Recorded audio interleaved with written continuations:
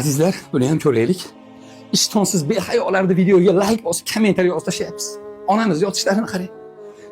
Farzandlari yo'q, xo'jayinlari yo'q. Shu onamiz ikkovlari shu xonada turishar ekan. Lekin hozirda hech nimalari qolmagan.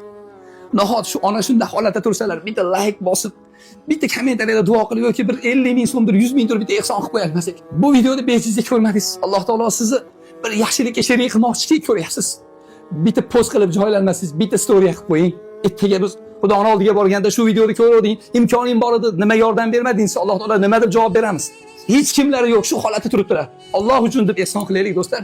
Shu onasizni biz onamiz bo'lishi mumkin edi. Necha yildan beri onajon siz shu darddasiz? 4 yildan beri. 4 yildan beri. Obunachilarimizga nima deysiz? Yordam beringlar. Mana yashashni davom etadi.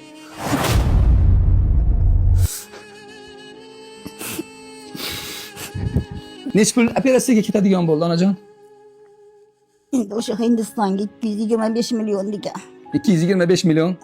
Bo'lsa operatsiya bo'lasiz. Hozirda og'riq bormi? Mashina og'riydi. Bu hozir kindingizmi bu chiqib ketgan? Ha, kindiga.